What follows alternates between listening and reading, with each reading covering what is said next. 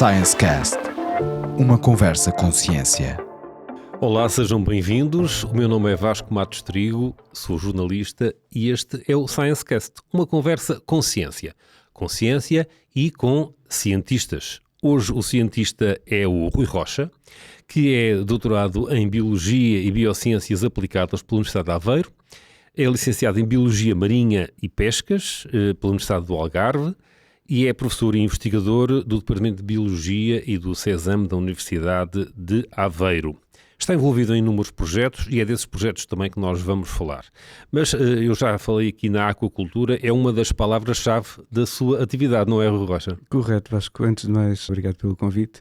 Sim, a aquacultura podemos dizer que é uma paixão. Eu acho que isto é muito comum a quase todos os cientistas, transversalmente nas áreas em que atuam, é que é um trabalho muito de paixão e de dedicação.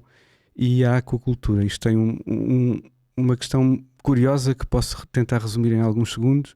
Eu entrei para Biologia Marinha e Pescas por engano, porque na altura eu pensava que queria ser veterinário desde sempre. Sim. E depois por algumas décimas não entrei e por infortúnio ou por sorte fui parar à Universidade do Algarve porque não estava a encontrar o código da Biologia em Lisboa, porque eu nasci no Montijo e por uma questão de proximidade e de preços, etc., era mais... De logística. De logística, precisamente. E a minha professora de Biologia, na altura, estava a ajudar-me a preencher com aqueles catálogos com os códigos de curso. Olha, não aparece Lisboa, mete este.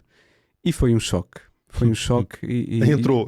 Entrei, pensei desistir e depois conheci uma pessoa que foi... e continua a ser marcante na minha vida profissional e também pessoal, que é uma querida amiga, que é a professora Maria Teresa Diniz, que foi minha professora e que me introduziu um tema que era a aquacultura, que não é uma ciência, é uma atividade que transversalmente acaba por beber em várias áreas da ciência, e eu fiquei deslumbrado e apaixonei-me pelo tema, e daí para cá tem sido... com algumas derivações, mas é a linha condutora ou o fio condutor da minha carreira nestes 20 e picos anos. Acontece frequentemente nós sermos influenciados por um professor. Será um professor que eu tive de Física e então passei a gostar muito de Física e fui para Física. Ou eu gostei muito de um professor de História, por exemplo, e então fui para a História. Acontece muito isso, não é? Essa indução, digamos assim. Acontece, e eu tive pessoas muito importantes na minha vida nesse âmbito, nesse aspecto. Eu nasci num meio rural e tive essa felicidade, e a professora primária, a minha professora de escola primária, a professora Wanda, acho que foi a primeira pessoa com uma influência ou que acabou por imprimir em mim aqui alguma curiosidade por aprender e algum gosto por aprender. E depois, obviamente, tive outros muitos bons professores durante o meu percurso na escola secundária, também particularmente os professores de Biologia, porque era a minha área de eleição, uma professora de Matemática, a professora Feliciana, que também foi ainda se lembra desses nomes. Recordo com muito carinho marcaram mesmo, estas pessoas, exatamente. E depois... mais tarde, na universidade, com certeza a professora Maria Teresa Diniz esteve aqui, e não quero estar aqui a falar mais nomes porque posso incorrer na injustiça de me esquecer de alguns, mas tive muito bons professores, felizmente. Muito bem, então Montijo, Algarve e depois Aveiro. Como é que foi essa mudança? Foi uma oportunidade também? Esta mudança foi uma oportunidade. Eu, quando era miúdo, os meus pais ofereceram um globo terrestre e tinha esta curiosidade por viajar, e viajava muito. Bem, podia ter sido motorista de longo curso, por exemplo. Sim. Mas eu sempre cultivei este gosto por conhecer, por descobrir. E isso conduziu-me também, e na altura a televisão tinha um papel muito importante. Os documentários de vida animal, de vida selvagem, e curiosamente, apesar de não ter nenhuma ligação familiar à África, esta curiosidade por conhecer a África.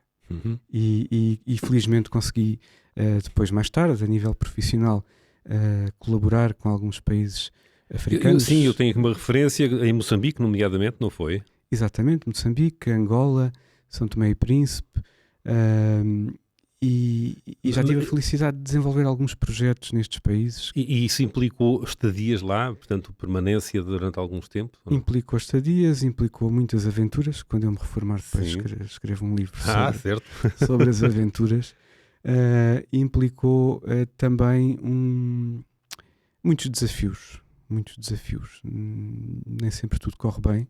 Ou principalmente... Por questões culturais ou por questões logísticas, por questões de condições... Por ambas. Sim. Ambas e mais algumas, que são as questões inesperadas. Portanto, temos que... O tempo tem... em África o tempo tem... O tempo é diferente, não é? É diferente. E a noção de futuro, eu penso que é a grande diferença cultural entre uma pessoa africana e uma pessoa europeia, é a noção de futuro e de tempo. Que é diferente. E depois as questões culturais. Isso também vamos aprendendo com a idade, não é? Temos que olhar para as coisas de uma forma agnóstica, numa abordagem científica, porque e eu aprendi isto, e foi até uma pessoa que tinha um cargo governativo num país africano que me disse: tu és muito jovem e tens muita energia, mas tu vais ter que aprender que, olha para um rio, os rios não ultrapassam as pedras, os rios contornam as pedras, portanto nós temos que contornar os problemas, não podemos tentar ultrapassá-los. Faz lembrar aquela coisa de que viver não custa, o custo é saber viver. Precisamente. Mas é muito gratificante também, apesar de ser um desafio muito grande, apesar de me sentir muitas vezes frustrado porque não consigo cumprir o que planeio, ou depois o seguimento dos projetos, regra geral, é o maior desafio. Portanto, e aqui é outro aspecto, não queria entrar muito, mas aflorando assim muito superficialmente, existem muitos projetos em África e eu penso que a forma como estamos a tentar trabalhar com a África ou em África não é a mais adequada, porque existem muitos projetos e vamos muito como europeus, é? Vamos muito como europeus, claro, vamos muito como europeus, e muitas vezes não é com um sentimento positivo e com algum altruísmo também, mas pensamos que por desenvolver um projeto numa janela temporal demos o nosso contributo e que já cumprimos a nossa função enquanto cientistas, ou enquanto professores, ou enquanto seres humanos. A questão é que existem muitos projetos e uma grande dispersão de recursos e de atenções em África. E pode existir um projeto para o cultivo comunitário de tilápia, ou de bivalves, ou de algas, mas depois as pessoas acabam por dissipar atenções num projeto de agricultura, por se dispersar de tomate, de milho. Portanto, mas o que falta aí é que é gestão? Eu penso que é uma gestão e uma coordenação. Estratégia, claro que sim. Mas isso também nos falta a nós um bocadinho em Portugal. Pois. Às vezes, portanto, não. Mas como é que surgem esses projetos, neste caso em África, e se calhar se for na Ásia, a mesma coisa, não sei, mas como é que surgem, como é que aparece envolvido nesses projetos? Bem, estes projetos surgem e devo dizer que do ponto de vista científico não são enriquecedores e particularmente nas métricas sobre as quais os cientistas são avaliados, não são de todo uma boa aposta estratégica. Mas depois tem a outra parte e é isso também que me move, que é a parte social e a parte do enriquecimento que tenho a nível cultural, social e como pessoa também. Mas porquê é que não é importante a nível científico? Não conseguem publicar, por exemplo, que é uma das... Sim, publicamos, mas podemos demorar 2, 3, 4 anos para publicar um artigo científico. E isso, obviamente, só por si não seria suficiente para manter a carreira de um cientista nos padrões de avaliação que existem, e não estou a criticar os padrões de avaliação. Sim, mas isso levar-nos-ia a outras conversas, não é? Mas eu agora voltava um bocadinho atrás, porque eu tinha-lhe perguntado como é que aparece Aveiro. Como é que vem portanto, Montijo, depois Algarve e depois Aveiro. Exatamente.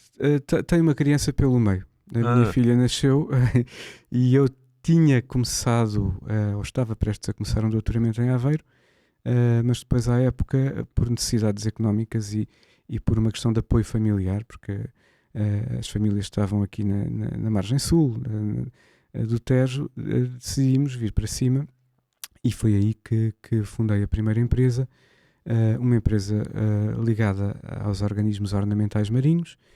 Depois trabalhei também numa outra empresa e foi aí que conheci, já conhecia antes, mas que comecei a desenvolver aqui um gosto mais aprofundado pelos organismos ornamentais e depois o meu orientador de doutoramento, o Ricardo Calado, na altura tinha ido para Aveiro e desafiou-me a fazer um doutoramento, que era algo que me tinha ficado... são aquelas pequenas frustrações que vamos, não é? Ficou ali em stand-by, Fica não é? em stand-by, exato. Então acabei por fazer um doutoramento com corais, porque não tem... com a aquacultura de corais, em aquacultura de corais, e pronto, e acabei por ir para Aveiro por esse motivo, na altura por 4 anos, para fazer o doutoramento, e já estou em Aveiro vai para 16 anos. Pois, portanto, quer dizer que o doutoramento já foi feito e já depois foi feito. Ficou como professor também e como investigador. Sim, não é? depois fiz várias coisas como investigador, primeiro com um pós-doutoramento, não é? Aquele percurso sinuoso que os investigadores em Portugal têm que percorrer, que é aquele caminho das pedras. Depois como investigador, depois acabei por sair. Entretanto, há uma empresa que aparece, não é? Exatamente. Depois abandonei os ornamentais e voltei à aquacultura para consumo humano. Portanto, a aquacultura tem várias vertentes, não é? Uma Sim, foi essa sim. das plantas ornamentais, plantas e os corais. Os que não são corais, plantas, animais não é? ornamentais, sim. Depois já vamos falar na empresa também, mas agora sobre os corais. Para que é que produziam corais para ornamentação? É isso? O objetivo... Produziam? Se é que se pode sim, falar sim, produzir. sim, apesar de serem animais, Cultivavam, não é? podem ser reproduzidos de forma assexuada. Podemos fragmentar e gerar um número de clones com uma informação genética da colónia mãe idêntica, mas depois existem muitos micro-organismos que vivem em relações simbióticas com os corais, e isto confere-lhes, e porque são animais sésseis que não têm mobilidade, e particularmente os corais ditos corais moles, que não têm um exoesqueleto de carbonato de cálcio, estes corais, ao longo do processo evolutivo, foram desenvolvendo a capacidade de produzir variedíssimos compostos com um potencial bioativo. E esses compostos têm interesse para aplicações biomédicas. Portanto, não é só a ornamentação, não é? Não é apenas a parte ornamental, precisamente. E foi um bocadinho nessa linha de otimizar os processos de cultivo, de otimizar os fatores abióticos que podem influenciar o desempenho zootécnico destes animais em cenários de cultivo, e muito particularmente da luz, porque são animais que têm uma relação simbiótica com microalgas, com dinoflagelados, vulgarmente designados de zooxantelas, que fazem fotossíntese e, portanto, acabam por indiretamente beneficiar da luz como forma de alimentação através dos produtos da fotossíntese, embora também tenham depois processos de alimentação heterotrófica ou exógena, fitoplâncton, zooplâncton, pequenas partículas de matéria orgânica, etc. Portanto, foi nessa otimização e mais nessa abordagem zootécnica que trabalhei. E essa investigação e o conhecimento que se vai adquirindo na reprodução, ao fim e ao cabo, dos corais, pode ser utilizada para enfrentar aquele problema que, por exemplo, por causa do aquecimento, vai dando cabo das barreiras de coral. Enfim, as notícias vêm frequentemente nesse sentido, não é? A destruição das barreiras. É possível recuperar? Como eu digo aos meus alunos, a resposta certa é depende. Depende porque depende de variedíssimos fatores. Obviamente, sim, existiram ao longo das últimas décadas diversos projetos de produção para repovoamento, não é? dos recifes de coral, que são ecossistemas muito complexos, muito completos e muito importantes. No entanto, eu tenho uma visão um bocadinho mais cética sobre essa questão, porque se produzimos corais para repovoar um recife que está em declínio, sem resolver os problemas que colocam esse recife em declínio, muito provavelmente caímos naquela expressão popular de chover no molhado, não é? Sim. O resultado não será muito animador. E se repetirmos isso várias vezes, o mesmo procedimento, à espera de resultados diferentes, também não me parece que estrategicamente seja relevante. No entanto, e há sempre aqui um mas, por isso é que depende, A aquacultura pode servir para selecionar organismos mais resilientes ou mais, do ponto de vista fisiológico, preparados para prosperar em ambientes extremos. Portanto, aí sim, pode ter. Mas estas questões, nós, espécie humana, estamos a acelerar processos na natureza que são ciclos que ocorrem, não é? A extinção de espécies foi algo que sempre ocorreu. Nós, infelizmente, estamos a acelerar estes processos. E também vão sendo descobertas novas espécies, Precisamente. mas uma coisa não compensa a outra, pois não? Olha, não sei, porque eu acho que desconhecemos tanto do mar ainda que é difícil quantificar essas questões. Muito bem, vamos então avançar, deixando os corais para trás, para falarmos da Research, que é a tal empresa que começou a trabalhar e ajudou a criar também, não é? Não, a empresa, sim, trabalhei, a empresa foi fundada por uma amiga, pela Renata Serradeiro, uma pessoa que sempre esteve também ligada à atividade aquícola em Portugal. É uma empresa de inovação e desenvolvimento de investigação, portanto é uma empresa que faz serviços de investigação para outras empresas, designadamente para empresas no ramo da nutrição sensolato, portanto suplementos, aditivos, são os principais clientes, todos estrangeiros, e na altura eu era investigador no CESAM e na Universidade de Aveiro, e a Renata colocou-me o desafio de ir para a Research e ajudar a fazer essa ponte da ciência. Ajudar a fazer a ponte ou dar continuidade ao trabalho da empresa que está na interface entre o setor privado e a investigação. E o desafio agradou-me. Portanto, eu gosto de desafios e esta curiosidade nata. E aceitei. E acabei por deixar ou por fazer uma pausa na Universidade de Aveiro, no CESAM, onde voltei recentemente como professor do Departamento de Biologia da Universidade de Aveiro e como membro integrado do CESAM. Exatamente.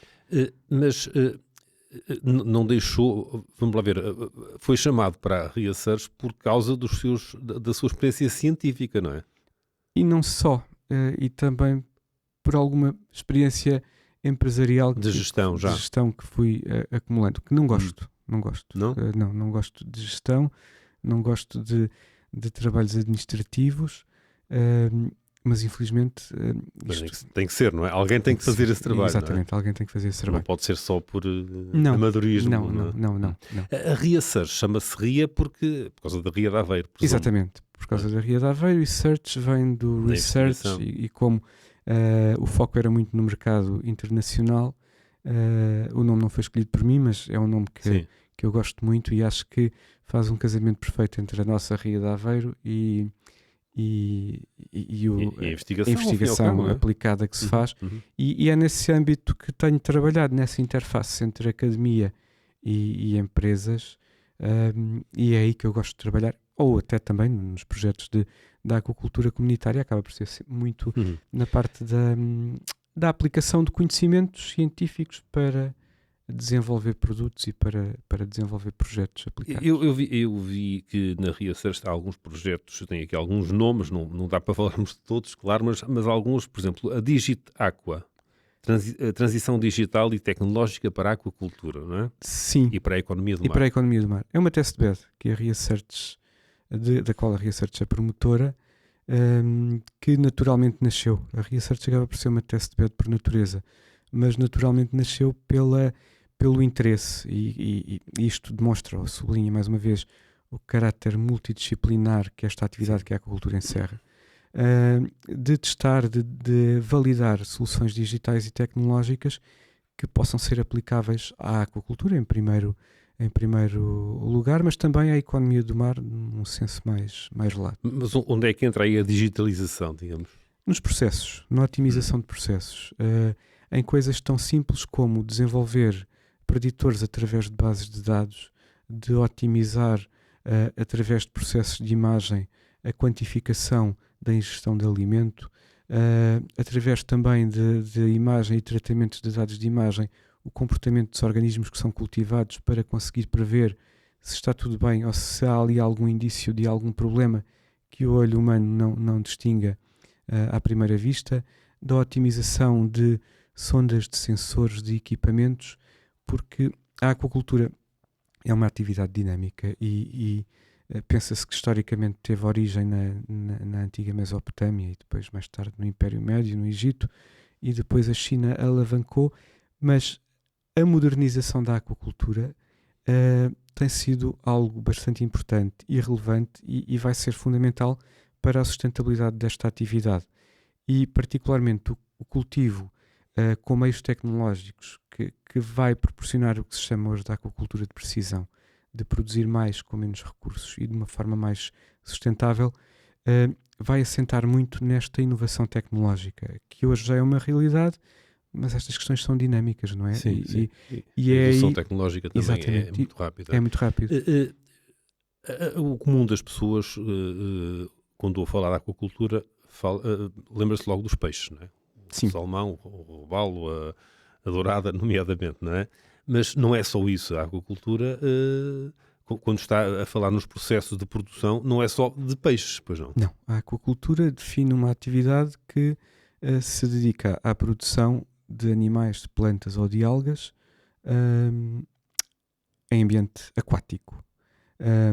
A aquacultura historicamente teve um desenvolvimento mais acelerado por vários motivos em água doce, não é? E aqui a China depois deu um impulso muito grande e é onde ocorrem os primeiros registros históricos de sistematização de processos, de protocolos para o cultivo, essencialmente de peixes de água doce, designadas carpas, não são apenas a carpa comum e muitas outras espécies. E também há uma história curiosa. Há uma dinastia em que o nome do imperador era confundível com a designação de carpa, portanto, e passou a ser proibido por decreto imperial produzir e consumir aquelas carpas que tinham um nome parecido com o nome do confundível. Sim, e então este desafio levou na altura os chineses a adequarem e desenvolverem metodologias para cultivo de outras espécies que pudessem ser cultivadas e consumidas.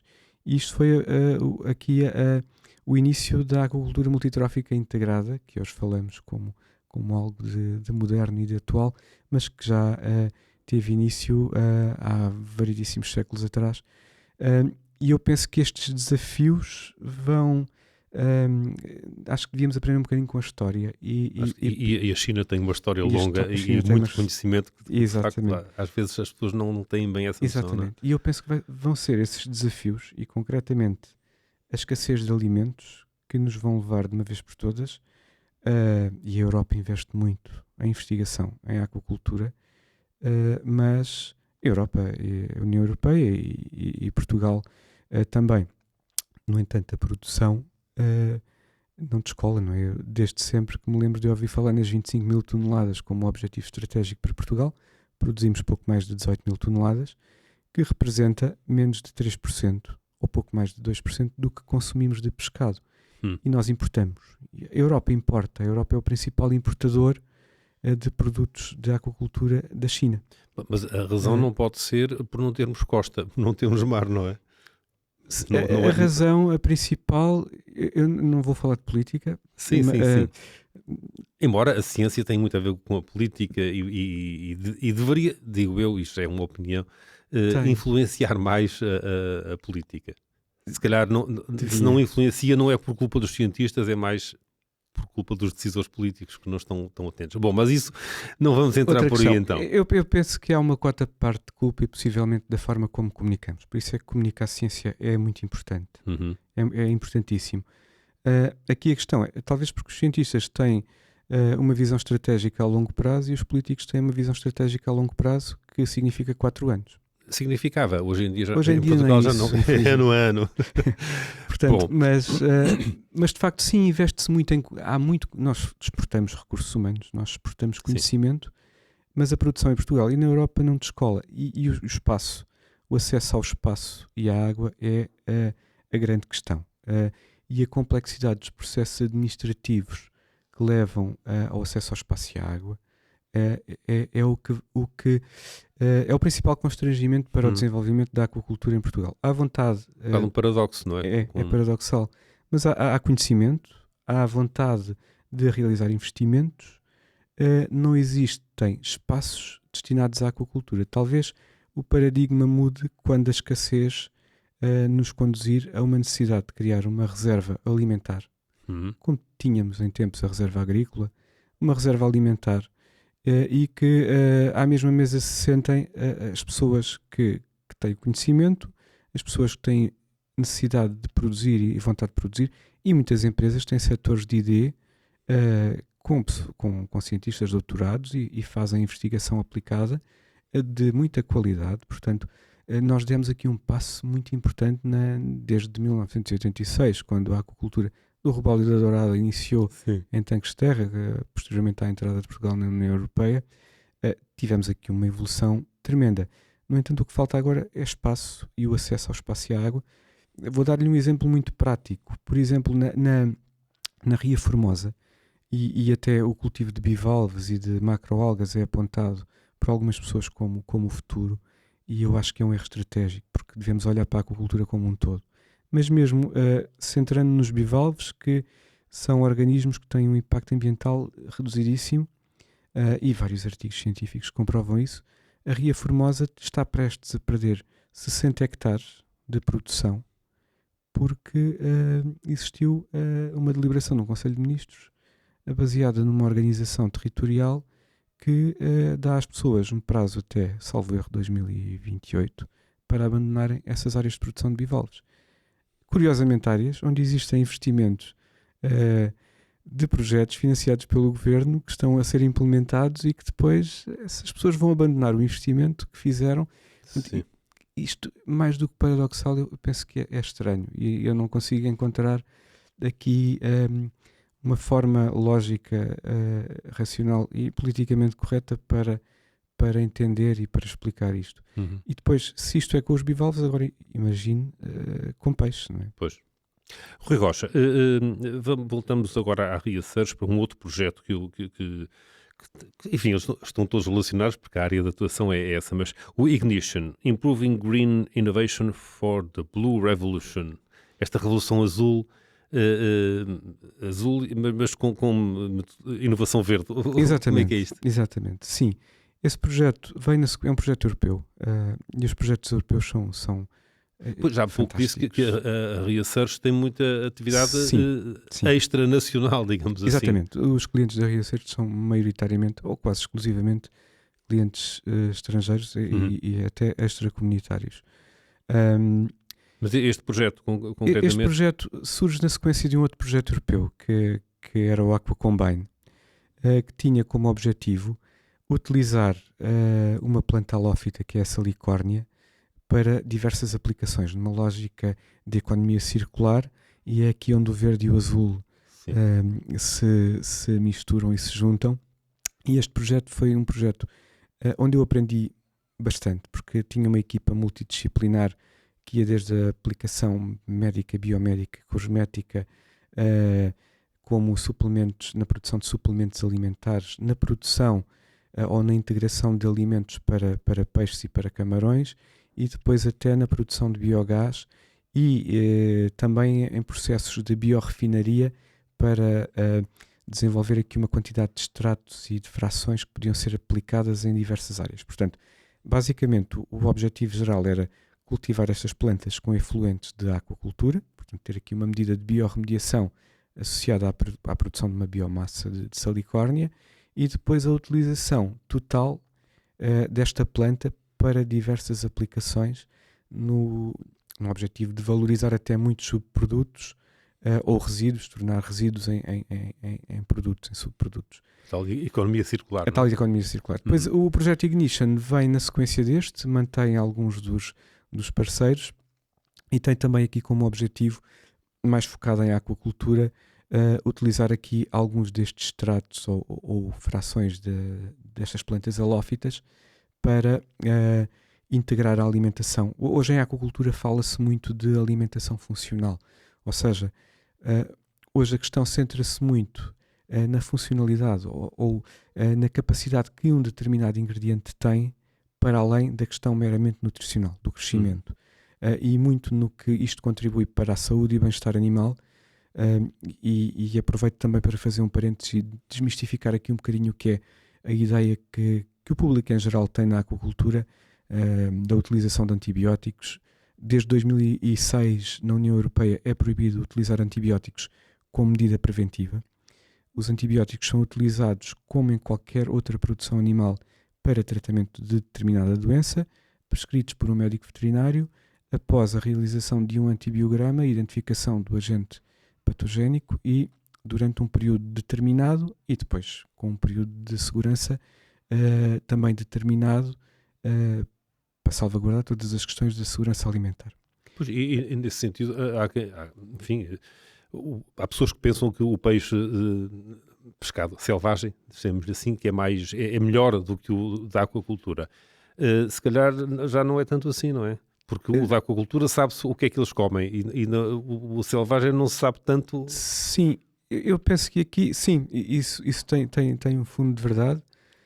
Eu não quero abrir aqui uma linha de conflito com os colegas que trabalham nas ciências da pesca. Sim. Acho que tudo e também já lhe dou um exemplo a seguir sobre a importância das pescas. Mas, de facto, a aquacultura, eu como peixe da aquacultura, tal como peixe selvagem em casa. A minha alimentação baseia-se muito na ingestão de peixe. Aliás, nós temos o terceiro consumo per capita a nível mundial, não é? E os meus filhos comem peixe da aquacultura e eu tenho certeza que o peixe da aquacultura é seguro e que se pode comer. Há um estudo muito interessante que a DECO fez há vários anos, em 2001, se não estou em erro, mas não quero precisar a data, em que, por prova cega, as pessoas era 50-50 para pregado, dourado e robalo, era 50-50 e não havia aqui uma preferência marcada sobre peixe da aquacultura selvagem e, curiosamente, na truta até 90% das pessoas preferiam a truta da aquacultura porque não tinham a percepção do que era até uma truta selvagem, a esmagadora maioria das pessoas. Portanto, mas o peixe da aquacultura é saudável, nós sabemos o que comemos. A produção na Europa na União Europeia é controlada, a legislação, para além de ser complexa, mas existe uma legislação, uma fiscalização muito apertada. Portanto, é seguro comer peixe da aquacultura. E, curiosamente, há um estudo também que demonstra graficamente a produção de salmão na Noruega e a utilização de antibióticos. E, a partir de 1992, a utilização de antibióticos antes da proibição, não é? Se bem que a proibição é para a União Europeia, mas na Noruega, a partir de 1992, a utilização de antibióticos diminuiu drasticamente. Isto teve a ver com o desenvolvimento de vacinas que funcionaram como uma forma preventiva. Pois. E hoje a nutrição é muito utilizada como uma ferramenta para, nesse sentido, prevenir o aparecimento de doenças e depois prevenir ou evitar a utilização de antibióticos como medida de tratamento. Rui Rocha, temos ainda tempo para falar das relações, digamos assim, da Research, não só com os estrangeiros, mas também com entidades nacionais. Há, por exemplo, um projeto, o FICA, acho que é assim que se chama, exatamente, que é com a Universidade de Trás-os-Montes. Tem vários parceiros. Aveiro, Trás-os-Montes, sim.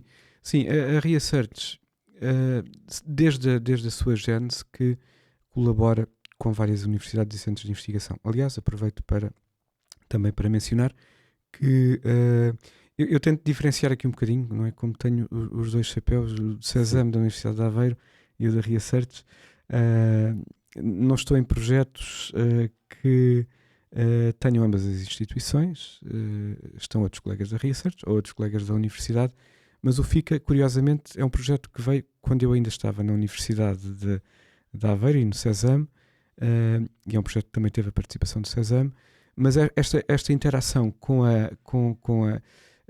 as universidades, com os centros de investigação, com os laboratórios colaborativos também, é importantíssima. Há aqui o Caviar com o ICBAS. Exatamente. Há o Feed First com o Instituto de Engenharia do Porto e o INESC. Precisamente. INESC, não é? Portanto, sim, e temos aí vários projetos onde fomos desenvolvendo conhecimento que depois é tornado público sob a forma de artigos científicos e que também nos permite otimizar processos internamente na nossa atividade enquanto empresa.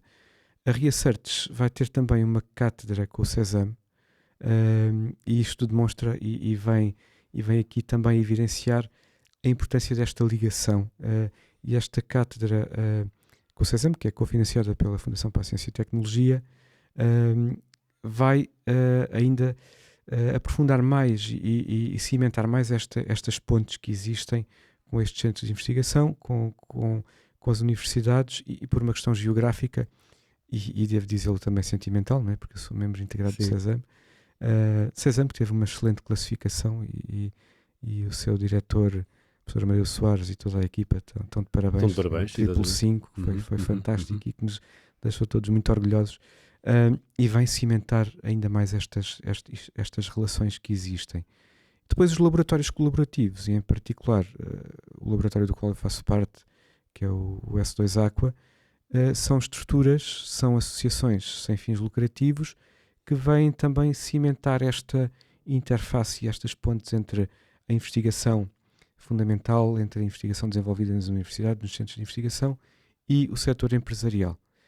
Aqui só falta mesmo acesso ao espaço e à água para que a produção nacional e europeia descole finalmente e para que comecemos a dar um pequeno passo no sentido de termos alguma autonomia no que respeita à produção de alimentos. Muito bem.